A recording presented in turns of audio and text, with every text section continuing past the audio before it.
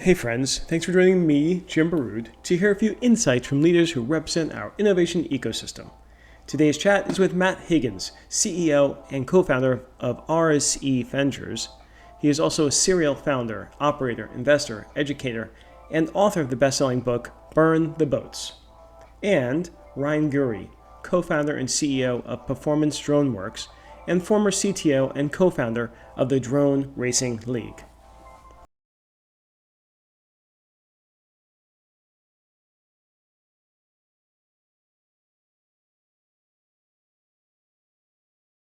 I am the co-founder of a holding company called RSE Ventures, which defies description, but I'll try.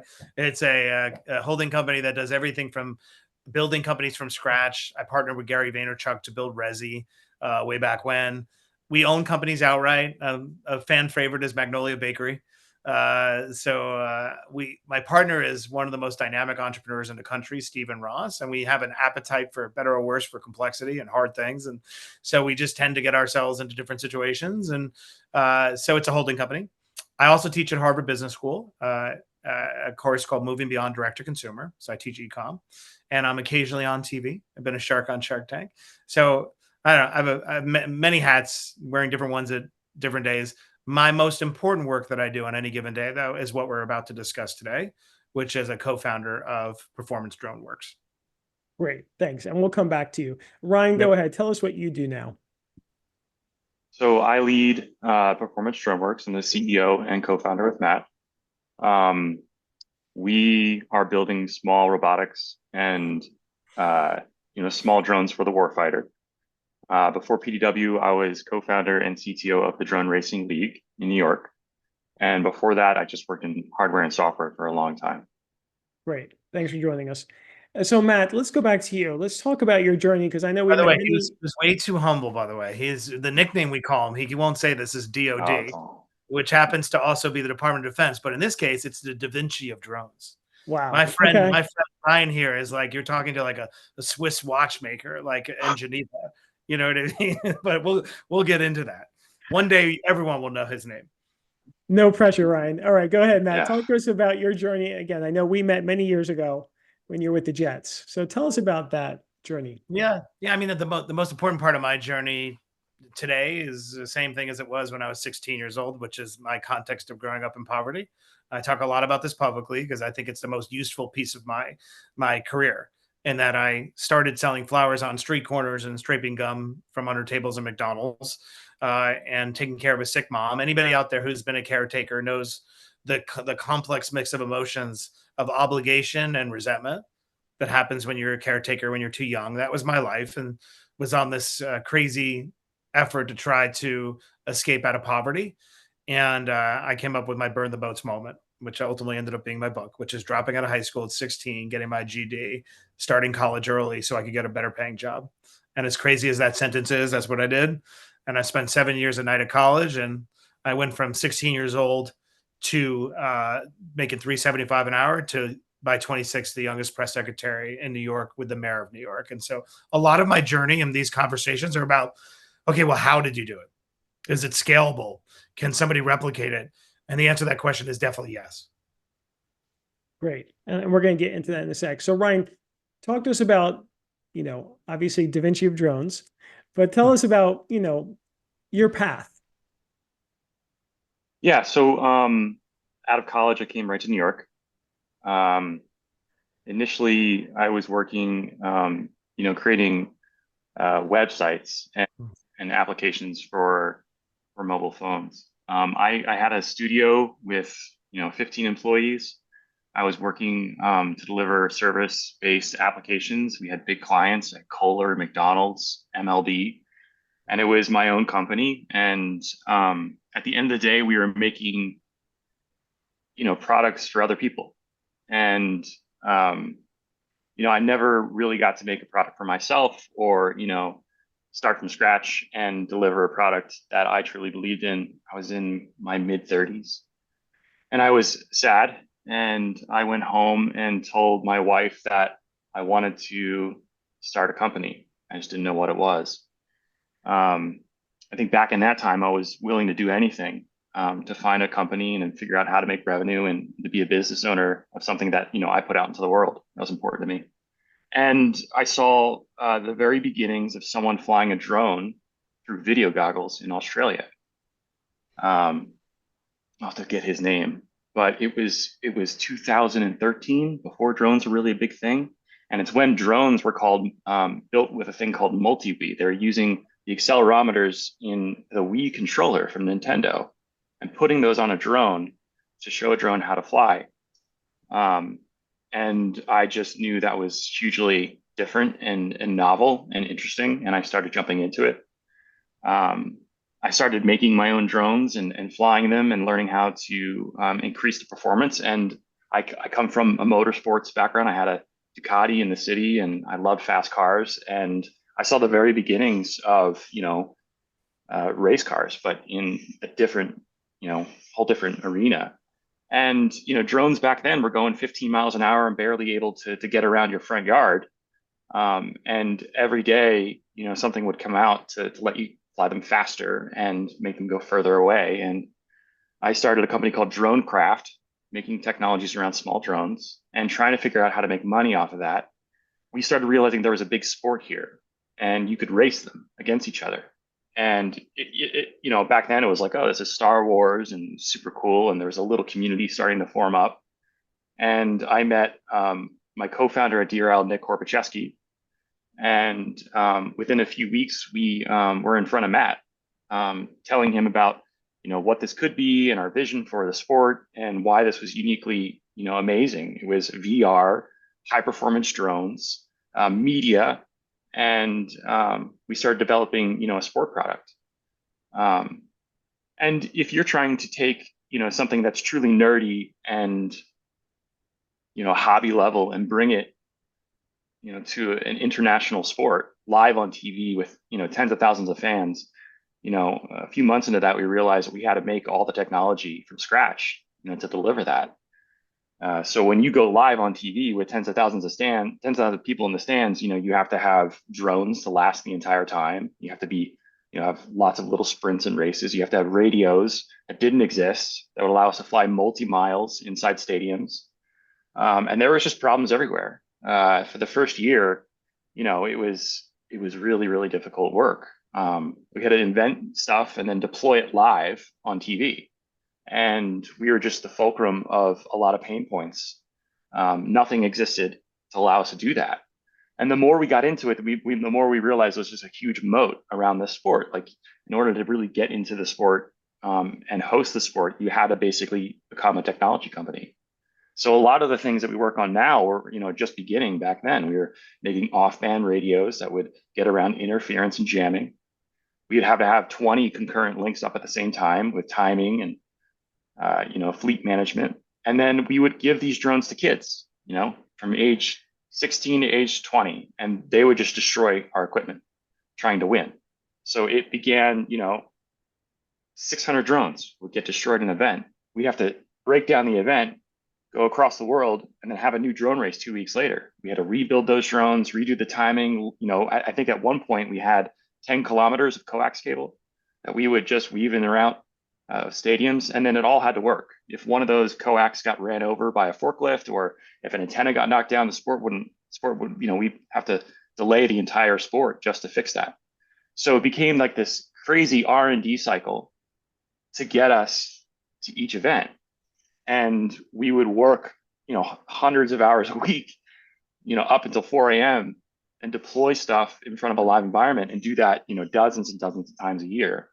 And the group who developed those drones, did those radios, is still the same group with us today. So, I represent a dozen people who have traveled from New York City and now moved to Huntsville. We'll talk about that. Who've been making small drones and small technology around drones for a greater part of a decade. So drones are relatively new. We're probably the most senior group. We're one of the most, senior handful of groups out there in the world. Wow. And then, so you segued from the DRL to what you're doing now, right? Yeah. So once we got on TV and we became well known, people were really curious how we were doing things we were doing. How do you make a drone fly multi-miles indoor? How do you make these drones all, be top performance and fly the same way? And one of the first things we did was we got an inbound to host a training course for some soft forces. And they were, when we met them, they were making their own drones in their own lab and deploying to different countries with their own equipment. And these were, tier one soft people, the greatest people I've ever met. And they were making their own equipment with 3D printers and buying hobby parts. And we realized there was a huge need to serve these soft forces by, creating technologies that the DoD hasn't really come around to yet.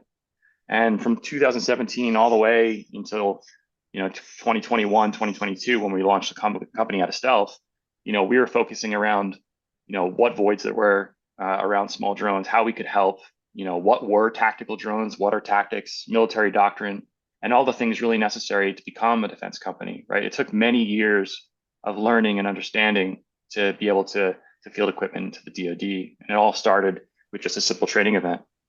And to give you some perspective, I mean, I didn't get into this, but my background was helping to oversee the rebuilding of the World Trade Center site after 9/11. So I was the first employee, or one of the first employees, and stayed at the site for 2 years after the attacks. I was press secretary at the mayor at the time, and then I transitioned. And so I always remembered the shock of, like, how does this happen? How does the United States get caught off guard? And how do we not know? I mean, how do we not see the signs? And the drones gave me the same feeling. I remember when dealing with Ryan and our team being like, well, if we can dream this up, if enemies are going to dream this up, we had no doubt that future conflict was going to be the way it's playing out in Ukraine. We really didn't. As people say, are you surprised? Like, well, no, this was foretold. And so we felt an obligation to stand up this subsidiary to really attack it. And the value of death, which we can get to, is very real. Very, very hard for defense. It's changed now with defense startups, but only for startups, actually, to be honest. Like, but back then, very hard for defense tech to get funding. And we just put our head down with Ryan. Ryan put together the most incredible team of not just engineers, but former ex-SOF warriors who understand what they need and who really are driven by the mission. This is not some like VC play out of Silicon Valley. Like, this is real life or death stuff. And so we've just been working on it. But the genesis of this was two revelations. One, I've seen what happens when we're caught off guard. But two, what Ryan was able to create is years ahead of what we're seeing playing out in Ukraine. And he knew it would happen. And we felt obligated to get there first here on U.S. soil. Got it. And that's how you came into it, Matt, right? You came into it. I mean, you see a lot of things cross your desk, right? So a lot of new ventures. So how did this, first the racing league, I think, and then this. Yeah, I mean, the racing league, and this is good for founders out there. When I invest in people, I want, especially when it's early, I want to see evidence of traction. Traction can manifest in all sorts of different ways, right? Traction could be content that people are creating because they love something so much, and you could sort of envision how that could become a business. And in this case, traction was the same videos that Ryan was mentioning and his co-founder Nick, where like all these people around the world were already racing drones. Like, okay, can it be a sport? Lots of people want to turn things into sports. There are not many examples of pickleball in the last like 30 years, right? Like, very hard to make a sport, and there are infinite number of interests and niche hobbies that think they're a sport. So what goes into it? Is it compelling? Can you monetize it? Will it get an audience? Do you have great storytelling? All these different, do you have any kind of barrier? And Nick and Ryan had all that. And that was enough to justify writing the first check into DRL off of PowerPoint at the time. And we did. There are others too, by the way. I'm not the only one who can claim that, but we wrote a decent check. And so I was there on the journey anyway. And we had just an amazing group of people. And one of my strong beliefs is that complexity becomes its own moat. Now, this might be me rationalizing why I keep gravitating like a moth to fire to really hard things. But when you come to the other side of complexity, it's its own moat. And what is more complex than building a defense company in Alabama? What is more complex than building a sport from scratch? I had already been bringing soccer matches to the U.S. with my partner Steve since 2015. Every major match in the U.S. for the last decade, probably 70% of them was us, right? So we had already been used to doing hard, patient things, and it just had all the makings. And on the defense side, I never served. This may sound corny, but I've always regretted it and wished I could do something. And this is my very, very, very small way of making a contribution back in the team. So it satisfies not just a financial interest, honestly, which is secondary. It satisfies a patriotic interest and an emotional interest for me. Got it. And you mentioned building moats. That you wrote a book, Burn the Boats. Give us some guidance on what you've learned. Oh, here it is. Here's the book, except it's in Korean because it just came out. I just got these in Korean. So if you could read Korean, you tell me what it says. Congratulations. And give us some insights into that, that book and some of the lessons learned, for everyone out there. Well, thank you. Here's the book, by the way, Burn the Boats. The phrase, you may have heard it, may have not. Those who've heard it know it from Cortez, which is 1519, generally a homicidal maniac, so you don't want to emulate his behavior. But his claim to fame is that in order to motivate his troops, he literally burned the boats so that they would have no way home and they would have no choice but to eat. In order to eat and see their family again, they would have to conquer. And throughout my career, this phrase has always came up at different moments, these sort of critical junctures. And one of them was Rex Ryan gave this speech to our team at the Jets when we were in a losing streak. And he's, he's jowly. Rex is a big guy and he was all emotive. And he's like, he burned the boats. I'm just asking you to give me 4 fucking quarters. And what was interesting is that we won uncharacteristically. So we stopped the slide. We beat the Steelers. And the New York Times did an article about how Rex gave the speech, because when they asked the players, where did this version of you come from? Because I don't know, Rex told us about this Cortez guy and we just burned the boats. And so this phrase transcends recorded history and people don't know it. Every culture has a burn the boat story. And yet it contradicts the advice we give to our children and people we love. When they come up with something audacious, the first thing we say is, okay, but what's your backup plan? Because we love them and we want them to be safe. But what we're really doing is telling them that it's not safe to have big dreams. And when I look at the narrative thread of my entire life, going back to that moment when I dropped out of high school, my burn the boats moment wasn't dropping out of high school. It was actually making sure I failed every single class in high school, except for typing, so that I would have no way back, because everybody tried to convince me that I would be a loser forever. This is before Mark Zuckerberg made dropping out of things cool. And so I wanted to write a book about what does it take to commit to audacity.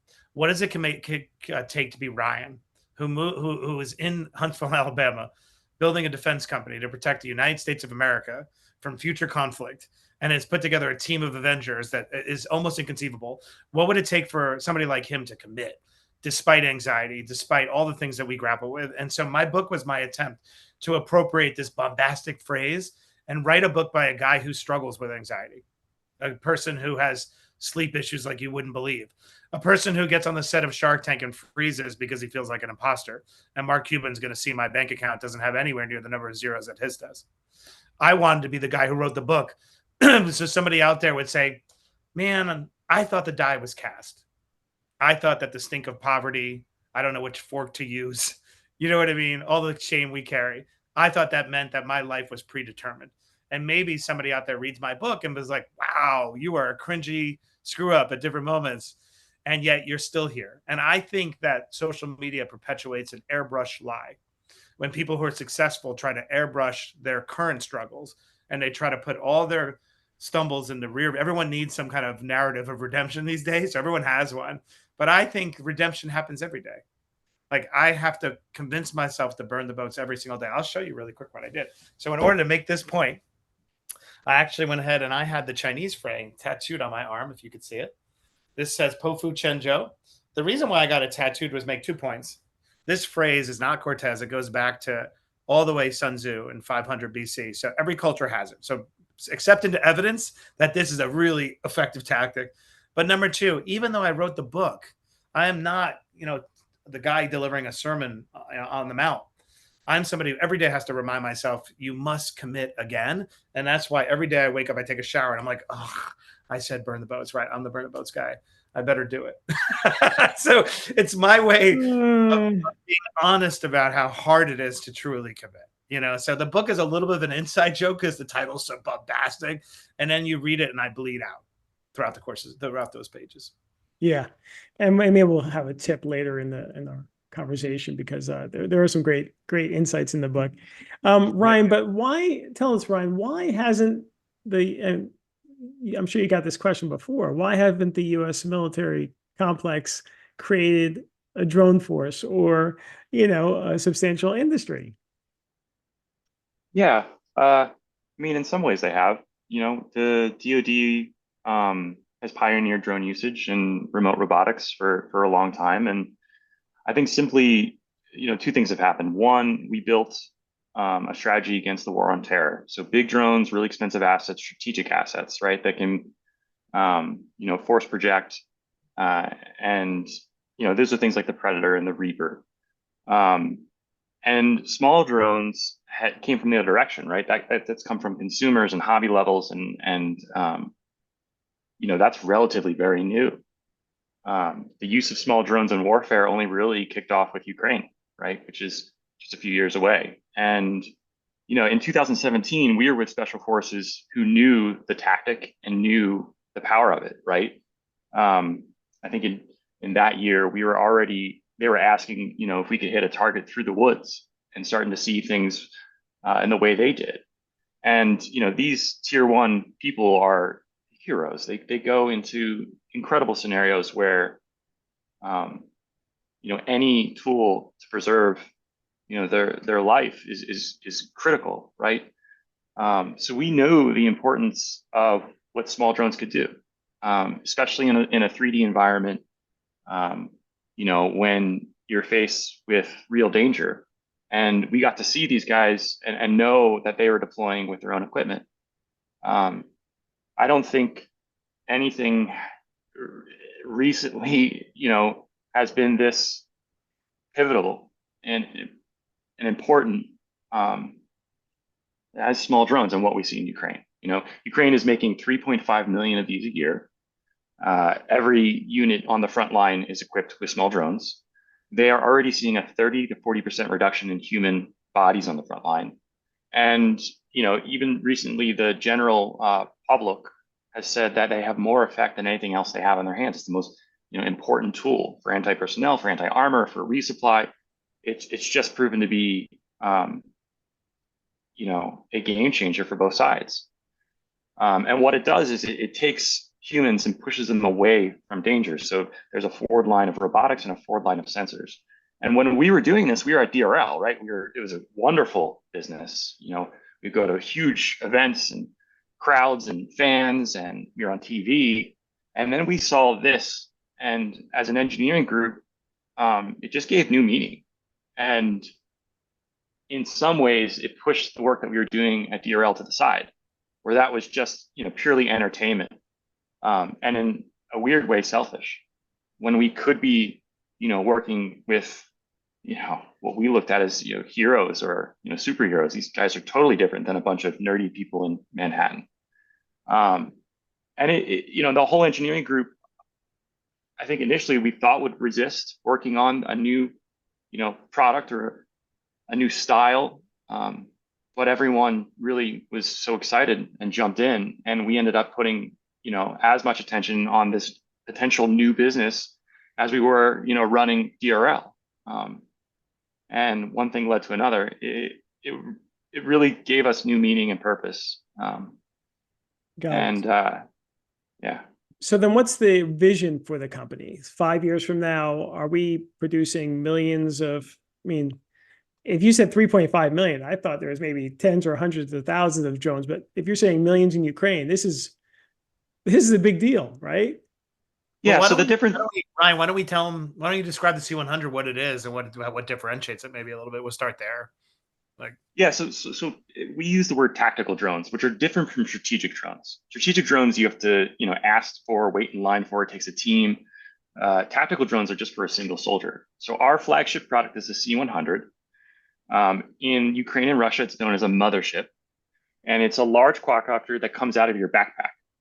So we designed the entire quadcopter and everything about it to live on a soldier's back, and to be able for them to be able to carry that to the front line. And from that one quadcopter, they can do a variety of different missions. They could use really high-end camera sensors and infrared sensors. They can use really high-end signals intelligence devices. They can drop munitions and anti-armor munitions. They can do resupply.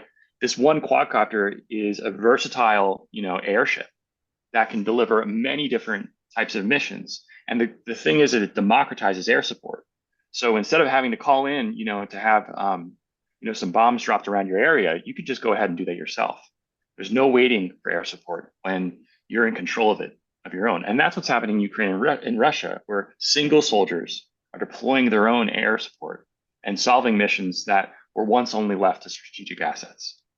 And that's a paradigm shifting behavior, right? When everyone has the ability to deploy air support from their own standard kit, it just allows for many more possibilities, especially on the front line. And we see this as standard kit across, the greater forces, the Army, the Navy. We believe that a unit supplied solution where one person is control their own, air support is really the future. Wow, that's really impressive. And so you have a facility in Alabama, which will manufacture these. I mean, right now, most of them come from China, right? All our products are American made and American built. Okay, but the drones in general, like most of the production is out of China, right? The DJI, yeah. So DJI is a many billion-dollar, company. They're backed by Chinese government, and they've owned the space for quite a long time. And DJI equipment is beautiful. It's on the same level as Apple is able to execute. If you open up a DJI drone, their electromechanical skill set, their wiring, their harnesses, everything they do is top notch. It's very hard to compete against them. And they've just been a vacuum to drone innovation, right? There's not any American drone operating on the same level in consumer space. They've been really dominant. So, we are American made, designed, assembled, all our parts, are NDAA compliant. And we think that we're, one of the few groups who will bring American drone manufacturing to the U.S. and be a flag in the hole in the sand for the next era. The reason why it's such a special company, to Ryan's point, I mean, we are building the great American drone company. We're doing it on U.S. soil, and we're doing it at a time when a lot of people predict there'll be a future conflict in which we're going to need to have an integrated supply chain of drones, everything that goes into it, and why it's such an important company is, despite all the articles you're starting to read now around money flowing into defense tech, it's still flowing in in a barbell way, money going into like startups, and maybe they'll get a couple of government contracts, research grants, whatever. And then they're going into a big company like an Anduril as an example, like large checks. There's plenty of money there, but actually the journey hasn't changed. The amount of time it takes to get your first program of record is years and years, and investors are impatient, and the government is fickle. So what hasn't changed is a lot of desire. There's a lot of recognition that we need to change things, and we need to embrace, tech, but the system hasn't fundamentally changed. I don't actually think it really can, because a lot of the procurement rules are rational in a scaled military. Like, if you think about it, like, while the government does want to experiment, to roll something out to, big army, right? Imagine all that goes into this: procedures, policies, also to protect the integrity of the process. Like, I was in government. I oversaw a multi-billion-dollar budget. So I'm very sympathetic to what I see on the government side. I don't think it's the government is the holdup.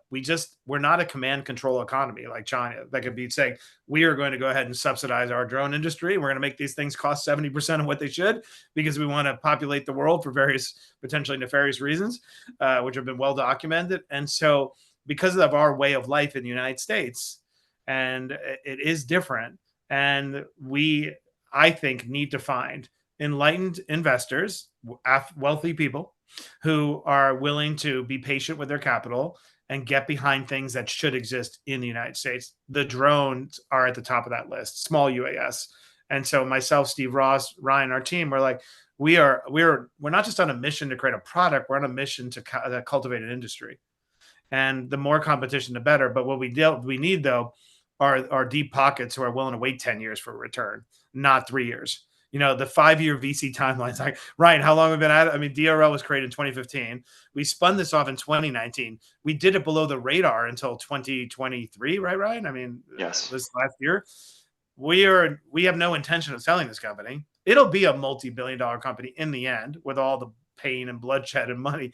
But, like, it's not a rational journey if you were mapping it out. And so I don't really have an answer for how to change it, other than to model what changing it would look like. To get a group of people like Ryan, my partner Steve, just go all in, and we are going to do it. So if you do this interview in 5 years, refresh it, what will you see is something that is exquisite, that our country's really proud of, that we needed to be on U.S. soil. It'll be the best drones on Earth in this class, and it'll be because we started creating this sport one day and recognized that we should iterate to something even more important than a sport. That Sure. was a long speech, but No, that is impactful and amazing, and can't wait to see the future. Now, speaking about, you're an investor in other companies, right? How are you seeing the landscape in general outside of defense? Obviously, it's been a difficult time to raise money in recent, in the recent years. I think we're still at a moment where everyone's still waiting for the other shoe to drop. There's this cognitive dissonance that's created by the market, right? You have the S&P, as we're doing this interview right now today, July 15th, whatever it is, 2024, the S&P is trading at 23 times forward earnings. Historically, the S&P trades at 18 times. And yet 32% of that growth has been driven by the Magnificent Seven. So I'm of a couple of minds. AI is definitely not a bubble. AI is real, master of the obvious. I've been saying it from the beginning. But what is a bubble is the overinvestment in LLMs. Everybody has to have one, and the overinvestment in chips. And I read somewhere, it's probably an accurate stat, we would need $600 billion of consumer spending in order to justify the superscalers investment in chips. So we are at a bubble in an element of it, maybe more irrational, exuberance that will level out. That's number one. Number two, the unemployment stats, there's plenty of data that we've all forgotten because it predates the pandemic that shows in order for the Fed to get inflation down to 2%, unemployment must be north of 5%. We'll see if this holds true. Let's see how this interview ages. Unemployment right now is at 4.1. If it hits 4.2 within another month, it will be in a recession, but it won't be called for a while because the government agency that officially calls recession, there is such an agency, doesn't do so for months after that signal, but it's called the stall rule. So what I'm saying is VCs know that it's still not safe to put a lot of money to work. And so the private markets are seized up. Number one. Number two, LPs look at the stock market and be like, wait, you want me to you want me to lock up my money for 5 to 7 years so I can maybe get a 2 to 3x, and I could put my money in Eli Lilly and Nvidia and I could sell it at the end of the day. So the market is seized up for capital. I think once the stock market corrects, which I think will happen, and the money and interest rates begin to drop, which be careful what you wish for. Usually when interest rates actually drop, the stock market actually starts to crash or retrench. I shouldn't use the word crash, stumble. And so I think that it's a long way of saying tons of capital is sitting on the sidelines. And so it's very hard. So if I was talking to anyone out there looking to build a business, build meat and potato cash flowing businesses from the start if you could. There's a tendency to have envy in this world, like, oh, this so-and-so had an exit for 50 million. We throw these crazy numbers around. I do these guidance sessions on an app called Intro, which I love. And I'll meet somebody who sheepishly will tell me. I had this happen the other day with a woman who created her own podcasting business. She launched in 2020. And I was like, oh, just tell me your numbers. Like, what's your business? She's like, well, I'm doing 4 million. I'm like, 4 million? She's like, yeah. And I was like, well, what's your profit? She's like, I generate 1.3 to the bottom. Like, do you know how few people I meet that could utter those sentences? Like, so long way of saying, I tell my Harvard class the same thing. Like, if you could make $1 and turn it into 2, that's glorious. And we're at a time when it's going to be hard to raise capital for still another year or two, a couple of years. And, don't overlook like meat and potato service businesses that actually cash flow, because cash flow keeps you safe, makes you not dependent. What Ryan and I are doing requires a massive upfront investment. There's no way around it. So, it's like Amazon had to be unprofitable for a year. Like we have to be unprofitable. We need engineers. We will get to profitability within a year or so.